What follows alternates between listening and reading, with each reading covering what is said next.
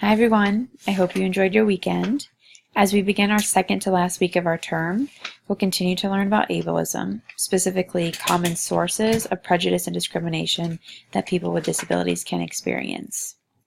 I enjoyed reading your application assignments from week 3 and found that we had a wide variety of movies selected with a range of roles played by characters with disabilities, including a villain, a hero overcoming the odds, or a secondary character supporting the development of a main character.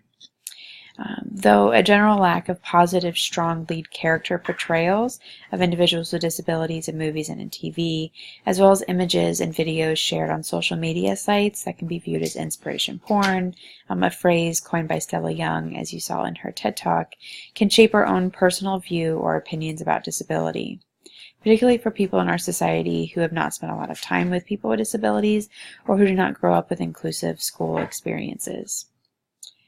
As another aside, I thought it was interesting too that only one of the movies reviewed for this assignment had a character with a disability casted by an actor with a disability.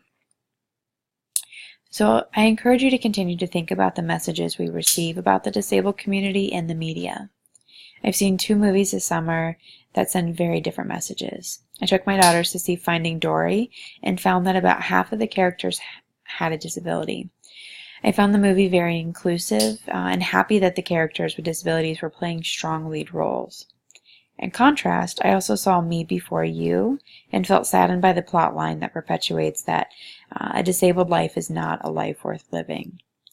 The supporting character, after acquiring a spinal cord injury and falling in love with his personal care attendant, major spoiler alert here, decides to end his life to not be a burden on his family and his new love interest. This is becoming an increasingly new type of inspiration porn. Many people in the disabled community protested this movie and reject the notion of disabled lives are not worth living, feeling that this is obviously dangerous and damaging. There's an article recently going around on social media sites about a 17-year-old who has spinal muscular atrophy, who's choosing to die via assisted suicide, who recently threw a final prom. I'll send you the link, and I'm curious to hear your thoughts on the article. My main point here is that the media has a huge influence on our viewpoints and perceptions as a society and can affect our own actions and even prejudices. As we discuss common sources of prejudice and discrimination for people with disabilities this week, I encourage you to continue to think about how the media perceptions of disability influence us both personally and as a society. In addition, this week we'll explore the principles of universal design. You'll survey a physical space and an online space for accessibility and provide suggestions for a more inclusive and universal design. A few other things to briefly mention this week. I'm excited about your action project proposals.